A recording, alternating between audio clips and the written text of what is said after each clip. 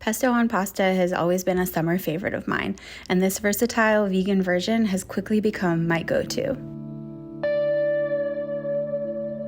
I'm calling this anything green vegan pesto because you really can use any sort of greens that you have lying around in your fridge or that you like. I like to do one green, like a carrot top, kale, or spinach. In this case, I have carrot tops for bulk, and then at least one tender herb like parsley, basil, or chives. Today I have parsley and some chives. I think that anything that tastes good to you will be good here. For the nut and/or seed component, I like to use hazelnuts most of the time, like I have here today, but I also often use pumpkin seeds or almonds. I bet it would also be great with sunflower seeds, walnuts, pine nuts, pistachios, or cashews. For the other ingredients in this pesto, I have garlic, olive oil, lemon juice, red miso paste, and nutritional yeast. To cook the pasta, I have a lot of salt here. This is just a cheap, fine sea salt because most of the salt is going down the drain anyways, so I don't like to waste the good stuff. And then of course pasta, I like this spiral fusilli because it really collects the pesto nicely. Another vital ingredient to this pesto is pasta cooking water, which I will collect right before I drain the pasta. One of the most poignant lessons about creativity I have ever learned was from a choreography workshop I took when I was 14 years old. Even at the time, I knew that I was very lucky to have this experience because most dancers don't formally learn choreography until college. Because we were so young, the instructor focused on blanket wisdom that I have carried with me throughout all of my creative projects, both choreographically as well as in everything else. There were a number of nuggets I still think about, but the one that comes up the most for me was the wisdom that some of the best creativity happens when there are some restrictions. The teacher called them roadblocks. Having open-ended possibilities sounds great in theory, but can actually be overwhelming and stagnating. She also said that the detour you take around that roadblock will likely be more interesting than if you had simply gone down the road in a straight line.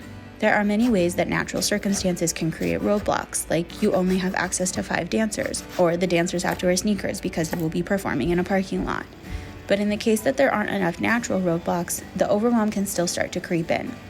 So she gave us suggestions for ways to give ourselves restrictions on purpose so that we could play around with whatever interesting solutions managed to squirm through. In a food context, many dishes that are now beloved and quintessential were created by impoverished and marginalized people who had little to no access to quote-unquote choice ingredients and had to make the best food that they could with less desirable options. Soul food in America is one example. Many of the classic dishes of the American South were created by enslaved or previously enslaved Africans who had to make something delicious with what they had. But there are many examples around the globe and throughout history. This pesto is a much less dramatic realization of the same concept, but it is stunning to me how the lessons I learned about choreography 20 years ago somehow relate to a plate of pasta. In this case, I had bought carrots from the farmer's market that came with their greens, and in an effort not to waste them, I decided to make carrot top pesto.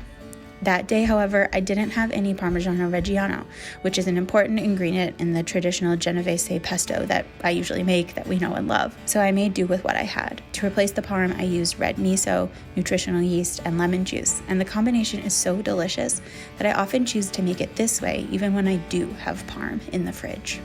I am so excited for this.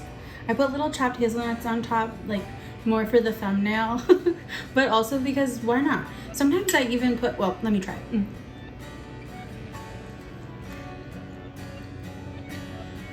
Wow. Wow, a little drizzle of olive oil on top is also really nice. Sometimes I put like real parm on top or real pecorino, like one of those hard cheeses. Look how green. Wow.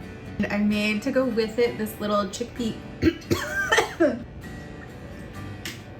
Okay, let me try that again. I've started doing this thing recently where when I make pesto pasta, whether it's this one or another version, I will make a chickpea salad on the side because I want some protein and more fiber and more other good things. So I've been doing it lately with cucumbers and a bunch of pickly things, like whatever I have in the fridge. Today I have some artichoke hearts, some banana peppers from the last video, and some roasted red pepper stuffed olives. And I always do a little cucumber and parsley. The recipe for this is also on my website. Even though we didn't go through it in detail today, it's on my website if you want to make it. It's like so easy and so good. And it goes so well. It's like a perfect pair with this pesto or honestly any pesto. But I'm biased. You should make this. This is insanely good. And it's vegan.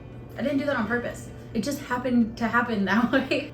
And it's nice to just eat a plate of plants sometimes, you know? For both of these recipes, you can head to the description below where they are linked. They're on my website, also on my website and here on YouTube. I share all the things that I like to make. Thank you so much for watching. I really appreciate you being here. Since you're still here, you probably liked the video, so if you wouldn't mind giving it a like, maybe clicking subscribe if you haven't already, so I can share more fun, delicious things in the future and you won't miss it. I hope you have a beautiful rest of your day. Thanks for sharing a little bit of time with me, and I'll see you next time. Big hugs. Bye.